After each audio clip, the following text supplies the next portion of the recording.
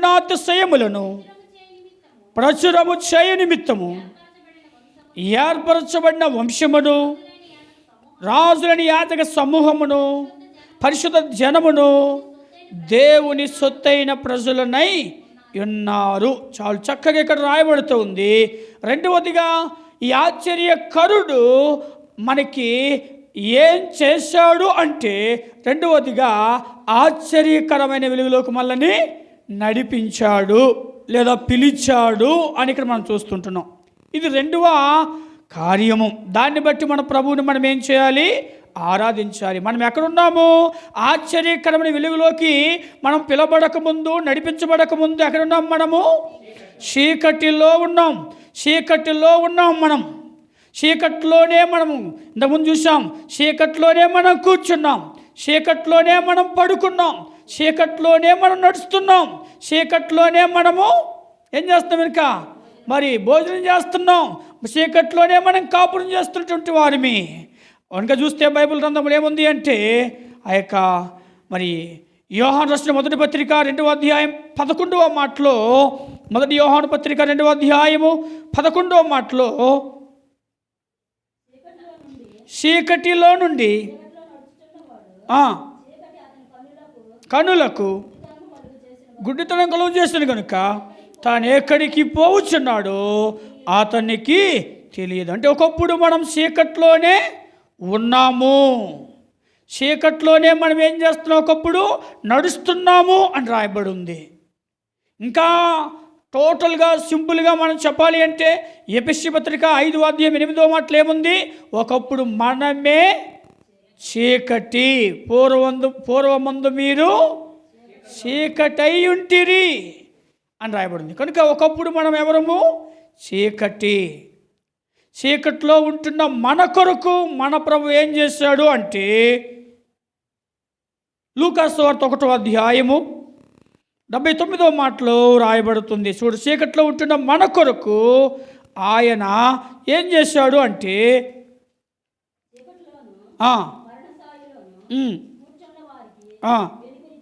వెలుగునిచ్చుటకై ఆ మహావాస్తులను బట్టి పైనుండి ఆయన మనకు అరుణోదయ దర్శనం అనుగ్రహించెను. చూడండి, చాలా స్పష్టంగా రాయబడి ఉంది. చీకట్లో ఉంటున్నా, చీకట్లో పడుకుంటున్నా, చీకట్లో కూర్చున్నా, చీకట్లో నడుస్తున్నా, చీకట్లో భోజనం చేస్తున్నటువంటి మనలను ఆయన ఏం చేశాడంటే, ఆయన అరుణోదయ వెలుగుగా మన కొరకు ఆయన వచ్చారు. చీకట్లో ఉంటున్న మన కొరకు ఆయన అరుణోదయ దర్శనముగా, వెలుగుగా ఈ లోకానికి వచ్చారు. ఆ వెలుగు ఎలాంటిది అంటే వ్రాయబడుతుంది. ఆ వెలుగు ఎలాంటిది అంటే చూడండి, యోహాను సువార్త 1వ అధ్యాయము 9వ మాట. యోహాను సువార్త 1:9. నిజమైన వెలుగు ఉండెను. చాలా వెలుగు ఎలాంటిదంట? ఆ నిజమైన వెలుగు. ఎవరి నిజమైన వెలుగు? ఆయనే మన ప్రభు అయిన యేసుక్రీస్తు వారు. అలాగే అదే యోహాను సువార్త 8వ అధ్యాయం 12వ మాటలో కూడా చూసుకుంటూ పోతే చూడండి, 8వ అధ్యాయము 12వ మాట చదువుదాం.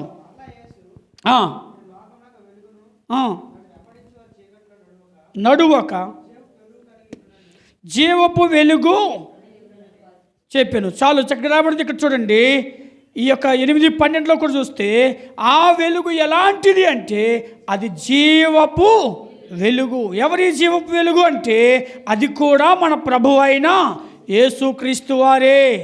అంటే ఆశ్చర్యకరమైన వెలుగు అని వ్రాయబడింది బైబిల్ గ్రంథములో. అది గొప్ప వెలుగు అని రాయబడింది బైబిల్ గ్రంథములో. అది జీవపు వెలుగు అని రాయబడింది బైబిల్ గ్రంథములో. ఇంకా మనం వెలుగు కోసం చూస్తే చాలా ఉన్నాయి. అది ప్రకాశమానమైన వెలుగు అని ఉంటుంది మనం చూస్తే బైబిల్ గ్రంథములో. ఇంకా మనం చదువుకున్నాం కదా, పేతురుపత్రిక 2:9 ఏముంది? ఆశ్చర్యకరమైన వెలుగు అని రాయబడి ఉంది. ఎవరి ఆశ్చర్యమైనటువంటి వెలుగు అంటే ఆయనే మన ప్రభు అయిన క్రీస్తు. ఆయన ఆశ్చర్యకరుడు, ఆశ్చర్యకరమైన సహాయం చేశాడు. ఆశ్చర్యకరుడు ఆయన.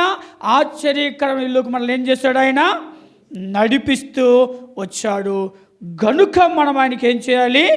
ఆరాధన చేయాలి. ప్రభువా, ఒకప్పుడు ఒకప్పుడు నేను నిస్సాయ స్థితిలో ఉన్నాను, నాకు సంరక్షకుడు లేడు, నాకు మధ్యవర్తి లేక మరి నేను నిత్య నరకానికి, ఆ అగ్నిగుండానికి, నిత్య నాశనానికి వెళ్ళిపోవలసినటువంటి వాడిని.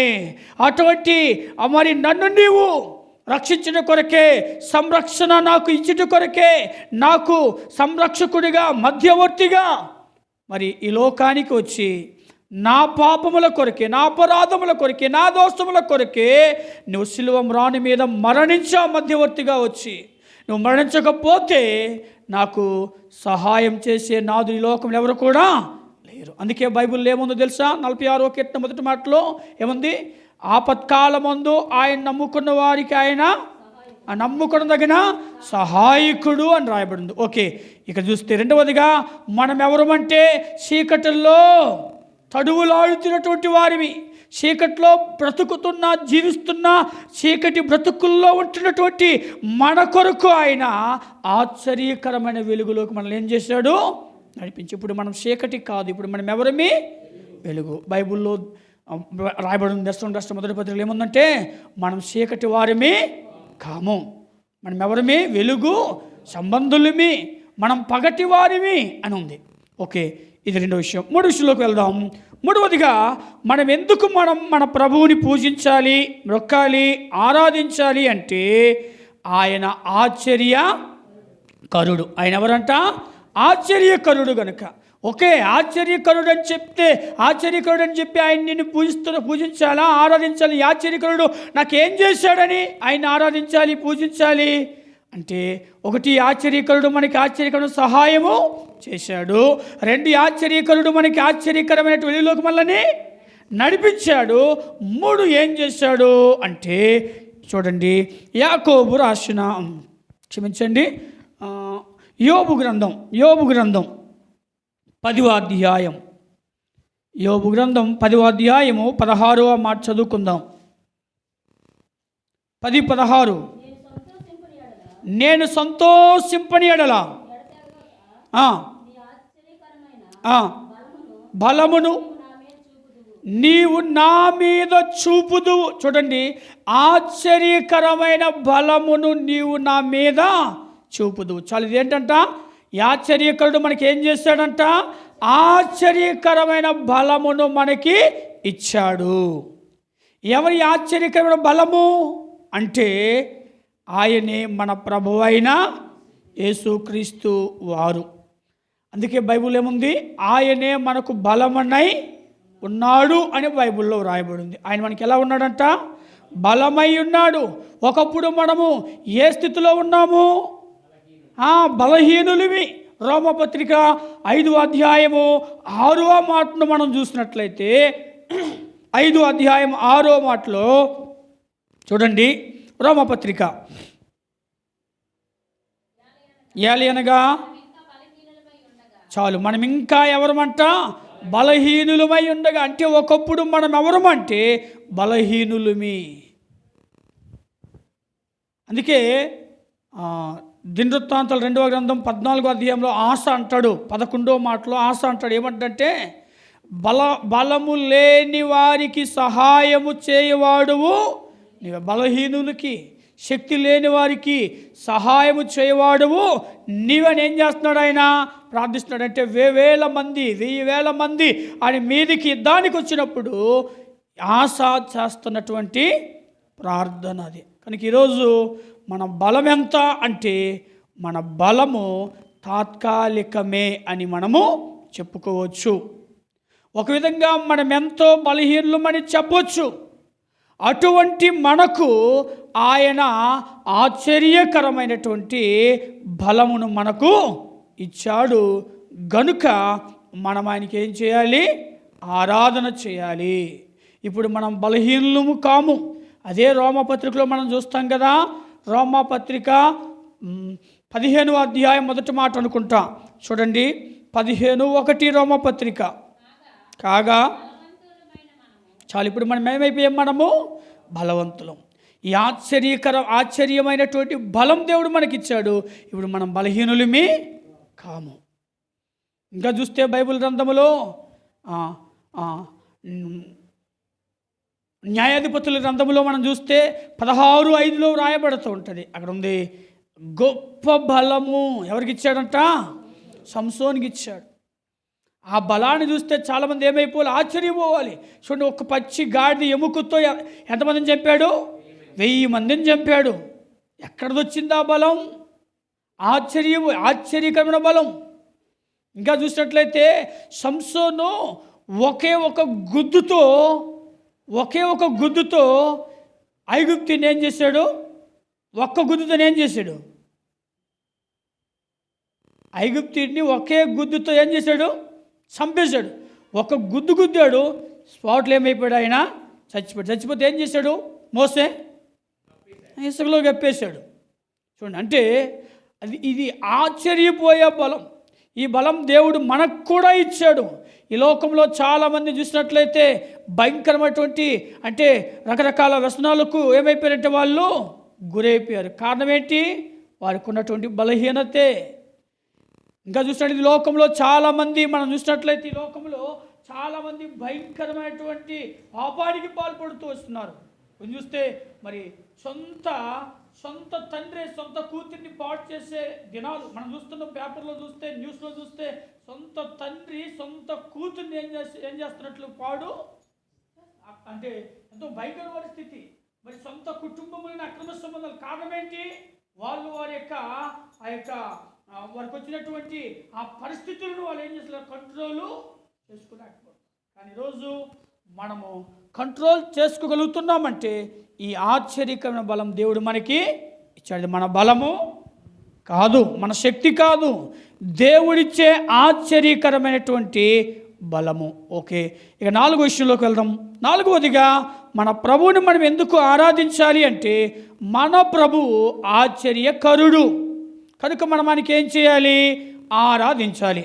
ఆశ్చర్యకరుడైతే నాకేంటండి, నాకేం చేశాడండి ఆశ్చర్యకరుడు అంటున్నారు అంటే ఆయన మనకి ఒకటి ఆశ్చర్యకరమైన సహాయం చేశాడు, 2 ఆశ్చర్యకరమైన వెలుగులోనికి మనల్ని నడిపించాడు, 3 ఆశ్చర్యకరమైన బలమును మనకు అనుగ్రహించాడు, 4 మనం చూస్తే చూడండి దేవుని యొక్క వాక్యములో కీర్తనల గ్రంథము 31వ కీర్తన 21వ మాట, 31:21 కీర్తనల గ్రంథం. ప్రాకారము గల పట్టణములో యెహోవా తన కృపను ఆశ్చర్యముగా నాకు చూపియున్నాడు. చాలు చక్కగా వ్రాయబడుతుంది. 4వదిగా ఈ ఆశ్చర్యకరుడు మనకి ఏం చేశాడంటే ఆశ్చర్యమైనటువంటి కృపను మనపై చూపాడు, లేదా ఇచ్చాడని చెప్పుకోవచ్చు సింపుల్గా. ఆశ్చర్యమైనటువంటి కృపను చూపించాడు. అందుకు మనం మనకి ఏం చేయాలి? ఆరాధించాలి, పూజించాలి, మ్రొక్కాలి. కృప అనే మాటకు నానా అర్థాలు రాయబడుతూ ఉన్నాయి. కృప అనే మాటకు నానా అర్థాలు ఉన్నాయి. ఒక విధంగా కొన్ని సందర్భాల్లో కృపను మరి ప్రేమకు కూడా పోల్చుతారు. అందుకే ఒక పాట వ్రాయబడి ఉంది. ఏంటంటే ఆశ్చర్యమైన ప్రేమ కల్వారిలో నీ ప్రేమ అనే పాట మనం పాడుతుంటాం. ఇంకా మనము ఈ కృప అన్నటువంటి మాటకు చాలా అర్థాలు చూడగలం. కృప అంటే జాలి అని, దయ అని, కరుణ లేదా కనికరం అని, ఇవన్నీ కూడా మరి దగ్గరగా చేర్చబడినటువంటి పదాలు. అంటే ఈరోజు మనం కృపను బట్టి ఆలోచన చేస్తే నిజమే, ఈరోజు మనము ఆయన మన పైన తన ఆశ్చర్యకరమైనటువంటి కృపను చూపించాడు. ఈరోజు కృపా సత్య సంపూర్ణుడిగా ఆయన మన మధ్యకు రావడానికి ఏమయ్యాడు? ఆయన ఇష్టపడ్డాడు. యోహాను సువార్త ఉంటుంది కదా, యోహాను సువార్తలో 1వ అధ్యాయంలో ఏమంటాడు చూడండి, ఆ వాక్యమే కృపా సత్య సంపూర్ణుడిగా మన మధ్య నివసించెను అని వ్రాయబడి ఉంది. 1:14 అనుకుంటా. కనుక ప్రాముఖ్యంగా అదే నిజమైనటువంటి ఆశ్చర్యమైనటువంటి కృప. ఇంకా మనం చూస్తాం కదా, మనందరికీ పరిచయమైనటువంటి మాటే 2 కొరింథీ 8:9 కూడా రాయబడి ఉంది కదా, మన ప్రభు అయిన యేసుక్రీస్తు వారు కృపను ఎదుగుదురు కదా, ఆయన ధనవంతుడయ్యుండి మీ నిమిత్తం ఆయన ఏమయ్యాడంట, దరిద్రుడుగా రావాలనని ఆయన ఇష్టపడు. దరిద్రుడు ఆయన అంటే ఆయన ధనవంతుడయ్యుండి మన నిమిత్తం దరిద్రుడిగా రావడమే ఆ యొక్క కృప.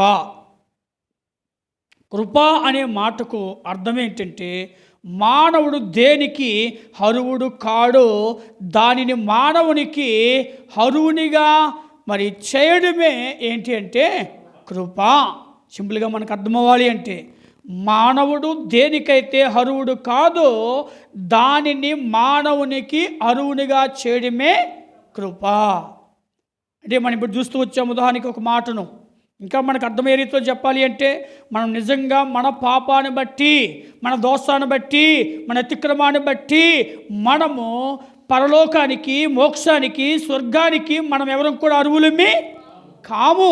ఏ ఒక్కరము కూడా అర్హులము కాము. అయితే ఆ పరలోకానికి, స్వర్గానికి, మోక్షానికి ఆ యొక్క అర్హులుగా దేవుడు మనల్ని ఇప్పుడు చేశాడు. అందుకే మనం అంటాం కదా, యేసుక్రీస్తు ప్రభువుని నమ్మినటువంటి మనం అందరం ఏమంటాం, ఇప్పుడు నేను చనిపోతే ఎక్కడ ఉంటాను, నేను పరలోకములో, స్వర్గంలో, మోక్షంలో ఉంటాను అనే నిరీక్షణ మనకుంది. ఎలా వచ్చింది? ఆయన మనలో ఏం చూపించాడు?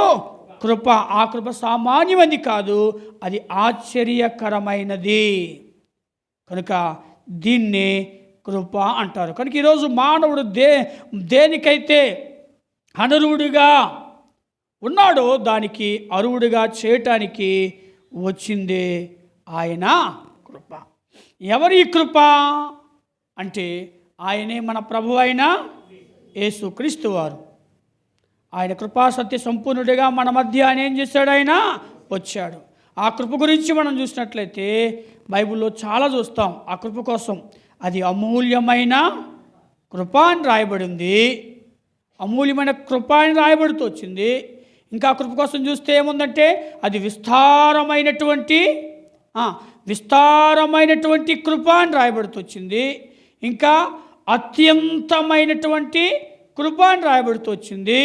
ఇంకా విడువని ఎడబాయినటువంటి కృప, ఆశ్చర్యకరమైనటువంటి కృప.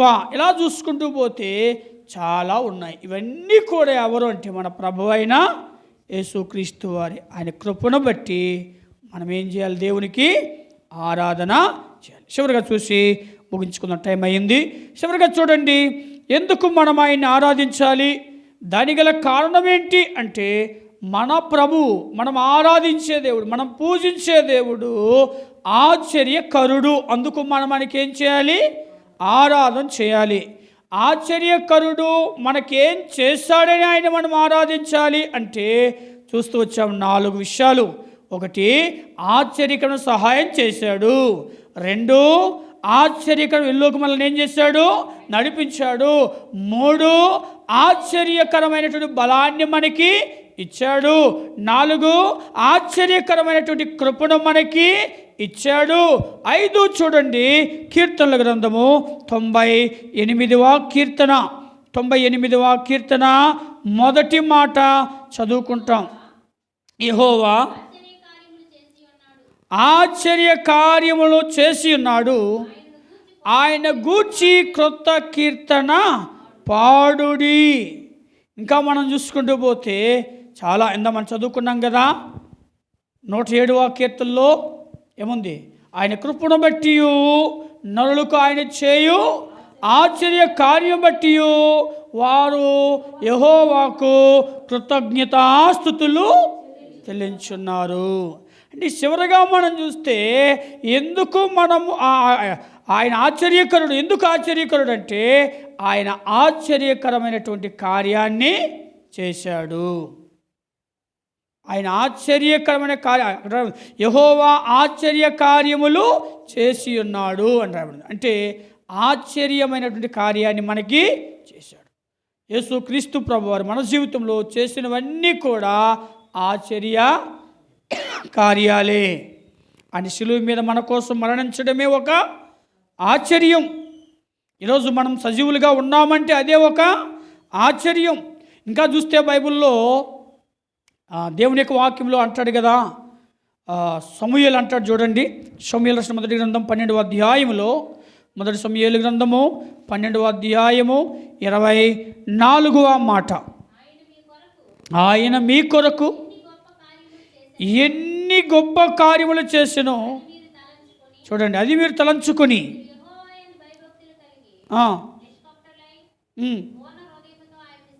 చాలు చక్కగా ఉంది. ఆయన మీ కొరకు ఎన్ని గొప్ప కార్యములు చేసెనో మీరేం చేయాలి, తలంచుకునుండి అని చెప్తున్నాడు.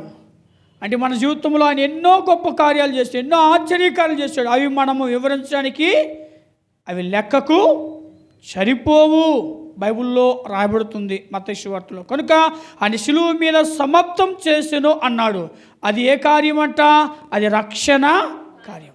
ఆయన శిలువ మీద ఎన్నో కార్యాలు చేశాడు. రక్షణ కార్యం మాత్రమే కాదు, ఎన్నో కార్యాలు మన జీవితంలో చేశాడు. ఇవన్నీ కూడా ఏంటి? ఆశ్చర్య కార్యములే. దాన్ని బట్టి మన ప్రభువుని మనం ఏం చేయాలి? ఆరాధించాలి. దాన్ని బట్టి మన ప్రభువుని మనం పూజించాలి, మ్రొక్కాలి, గణపరచాలి. కనుక మరి మన ప్రభువు సామాన్యమైన వాడు కాదు. మనం ఆరాధించి పూజించి మ్రొక్కే దేవుడు ఏదో అల్లాటప్ప దేవుడు కాదు. ఆయన ఆశ్చర్యకరుడు. ఆశ్చర్యకరుడు మన దేవుడు. ఆశ్చర్యకరుడు దేవుడు మన పక్షంగా ఏం చేస్తాడో చూసాం. చెప్తూ వస్తాం కదా ఎప్పుడును. ఆరాధనలో 2 భాగాలు. ఒకటి, ఆయన ఏమై ఉన్నాడో దాన్ని బట్టి మనం ఆరాధించాలి, పూజించాలి. 2, ఆయన మన కొరకు ఏం చేశాడో దాన్ని బట్టి మన ప్రభువుని ఆయన ఏమై ఉన్నాడు? ఆయన ఏమై ఉన్నాడు? ఆశ్చర్యకరుడై ఉన్నాడు. ఏం చేశాడు? మనకి ఆశ్చర్యమైనటువంటి సహాయం చేశాడు. ఆశ్చర్యకరమైనటువంటి వెలుగులోకి మనల్ని నడిపించాడు. ఆశ్చర్యకరమైనటువంటి బలాన్ని మనకి ఇచ్చాడు. ఆశ్చర్యకరమైనటువంటి కృపను మనపై చూపించాడు. ఆశ్చర్యకరమైనటువంటి కార్యాన్ని మన పక్షంగా చేస్తూ వచ్చున్నాడు. అందుకు మనం ఆయన్ని మొదమార మనస్ఫూర్తిగా గంభీర స్వరముతో మనం ఆయన్ని ఆరాధించి పూజించి ఘనపరచవలసినటువంటి ఆవశ్యకత ఉంది. కనుక మనం ఆ విధంగా ఆరాధించి ముందుకు వెళ్దాం. దేవుడి మాటలను దీవించునుగాక. ఆమేన్. దయచేసి మోకరించినట్లయితే ప్రార్థన చేసుకుంటాం.